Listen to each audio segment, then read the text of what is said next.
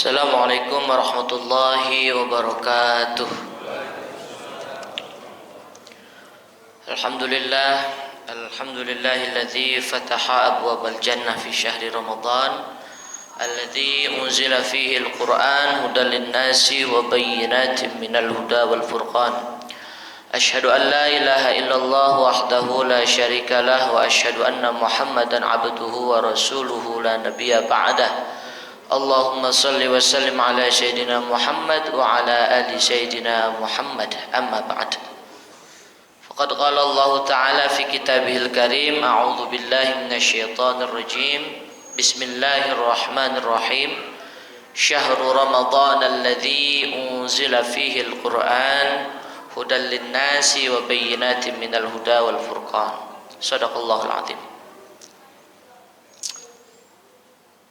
Para jamaah yang insyaallah dirahmati oleh Allah Subhanahu wa taala, tak lupa marilah kita panjatkan puji serta syukur kita kehadirat Ilahi Rabbi atas segala nikmat dan karunia-Nya. Alhamdulillah, di malam ke-17 Ramadan ini kita masih bisa menjalankan kewajiban kita, ya, menjalankan ibadah puasa yang sudah tidak terasa udah hampir setengah bulan lebih, ya. Alhamdulillah masih pada kuat, ya, masih ada beberapa hari lagi sampai menjelang Lebaran. Semoga semuanya sehat walafiat, amin ya rabbal alamin. Dan semoga ibadah kita selama ini baik yang wajib ataupun yang sunnah diterima oleh Allah Subhanahu wa taala, amin ya rabbal alamin. Salawat dan iring salam tak lupa marilah kita sampaikan kepada junjungan kita Nabi besar Muhammad sallallahu alaihi wasallam. Qad akhrajan nasa minadh-dhulumati ilan nur. Semoga kelak di yaumil qiyamah kita semua termasuk ke dalam umatnya yang mendapatkan syafaatul uzma, amin ya rabbal alamin. Baiklah hadirin rahimakumullah. Ini ibu-ibunya di bawah, ya? Ya. Soalnya kelihatannya lega banget gitu. Ya. Alhamdulillah nih di malam ke-17 ini jamaahnya makin bersemangat. Saking semangatnya itu tambah maju ke depan, ya. Ya, semakin ke depan. Alhamdulillah masih ada yang sholat. Jangan sampai nanti makin terakhir itu yang ada cuma imam sama Bilal doang. Ya, awas ya. Jadi harusnya kalau Ramadan itu, ya, kalau kita lihat di Haramain di Makkah dan Madinah di akhir Ramadan itu, wah, itu makin ramai tuh, ya. Dan saya berhusnudzon mungkin jamaah Masjid As-Salam nih semuanya pada umroh nih yang nggak sholat di sini, ya. Iya, soalnya ada jamaah yang nanyain umroh juga ke saya. Ya, lanjut. Malam ini adalah malam ke-17. Banyak orang di sekitar kita atau jamaah juga yang berpendapat bahwasanya malam ke-17 itu adalah malam diturunkannya Al-Quran. Ada juga pendapat yang mengatakan bahwasanya Al-Quran itu diturunkan dari awal bulan Ramadan. Dan ada juga pendapat yang mengatakan bahwasanya Al-Quran itu turun di tanggal 22 Ramadan. Ya, entah mana yang benar itu Allah yang tahu, karena Allah yang menurunkan, ya. Yang sudah pasti adalah Al-Quran itu turun pada bulan Ramadan, ya, karena ini bulan yang disucikan oleh Allah Subhanahu wa taala, yang diagungkan oleh Allah Subhanahu wa taala, maka Allah menurunkan Al-Quran pada bulan ini karena Al-Quran adalah kitabullah, wahyu Allah, firman Allah, dan mukjizat yang paling mulia di antara mukjizat-mukjizat yang lainnya. Maka Allah memilih di bulan Ramadan. Hadirin rahimakumullah, apapun yang ditempelkan oleh Al-Quran, sehina apapun itu akan menjadi mulia, ya. Contohnya apa? Contohnya manusia. Kita manusia adalah tempat salah dan lupa. Jadi banyak dosa manusia itu. Tapi kalau di dalam dirinya ada Al-Quran, ya, maka tidak akan disentuh oleh api neraka, ya. Apapun itu, kalau di dalamnya ada Al-Quran, maka ia akan mulia. Contoh kertas putih yang kosong itu apabila kosong, tidak ada tulisan Al-Quran, tidak ada apa-apanya, itu kita taruh di bawah aja jadi kertas biasa, diinjak-injak pun nggak ada yang marah. Ya, tapi kalau di kertas tersebut ada tulisan Al-Quran, ada sepotong aja potongan ayat Al-Quran, maka kertas itu akan menjadi mulia. Bener apa enggak? Bener apa enggak? Nah, ya, ada yang memplesetkan makna Al-Quran dari salah satu ayat aja masuk penjara. Ya, yang demo itu banyak banget di Monas. Ya, apalagi kita injak-injak ada ayat Al-Quran di atas kertas. Ya, maka apapun yang dinisbatkan dengan Al-Quran, maka dia akan mulia. Begitu juga bulan Ramadan ini menjadi bulan yang mulia karena di dalamnya diturunkan Al-Quran. Ya. Apalagi umat muslim menjadi umat yang paling mulia dibanding umat-umat terdahulu, umat-umat yang lainnya, karena di dalamnya karena umat muslim diberi mukjizat berupa Al-Quran. Ya.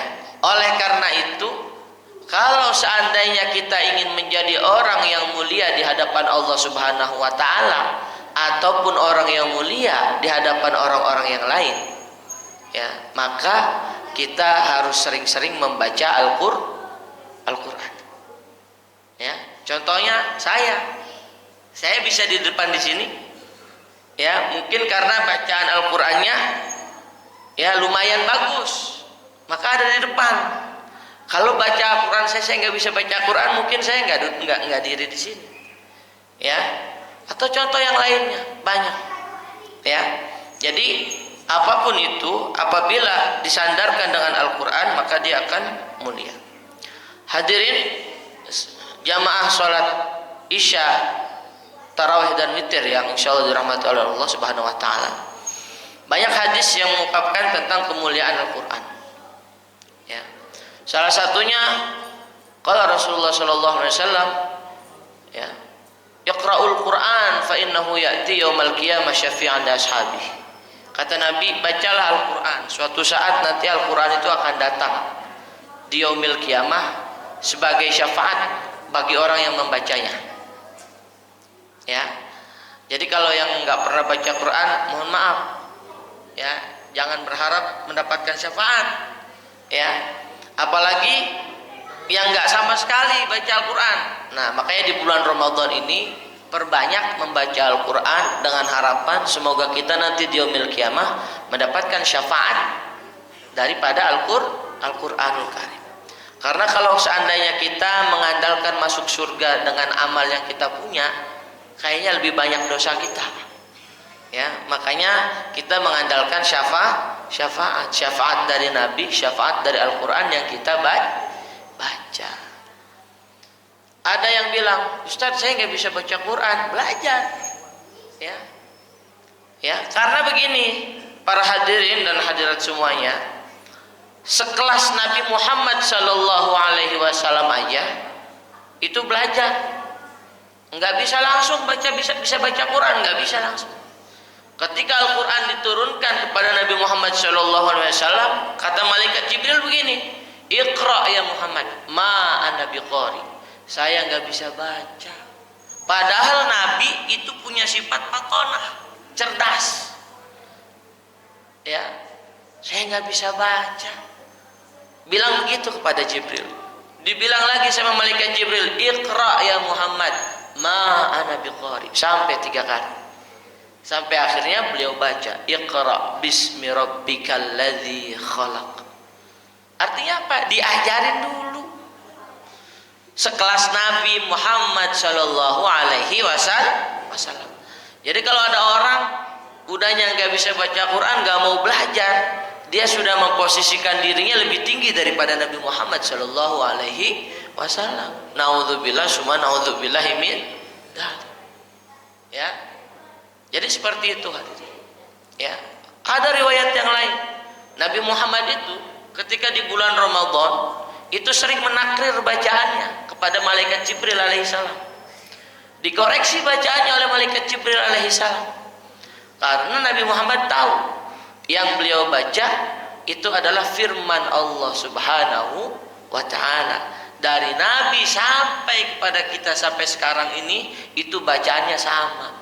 Nggak ada yang bisa palsuin. Itulah hebatnya Al-Qur'an. Karena Al-Qur'an dijaga oleh Allah Subhanahu wa taala. Oleh karena itu hadirin, di mana di bulan Ramadan ini Al-Qur'an sedang berulang tahun. Ya, kalau orang sedang berulang tahun itu gembiranya luar biasa. Oleh karenanya kita hendaklah sering-sering membaca Al-Quran di bulan Ramadan ini. Syukur-syukur bisa hatam Al-Quran. Ya, karena kalau seandainya kita bisa sering-sering membaca Al-Quran, kita istiqomah, insya Allah kita nanti akan mendapatkan malam Lailatul Qadar. Karena malam Lailatul Qadar itu kuncinya adalah membaca Al-Quran. Inna anzalnahu fi lailatin qadar. Ya, jadi Al-Quran itu diturunkan pada malam Lailatul Qadar. Kalau kita pengen dapat malam Lailatul Qadar, berkah daripada malam Lailatul Qadar, baca Al-Quran. Mungkin itu yang bisa saya sampaikan. Kurang lebihnya mohon maaf. Assalamualaikum warahmatullahi wabarakatuh.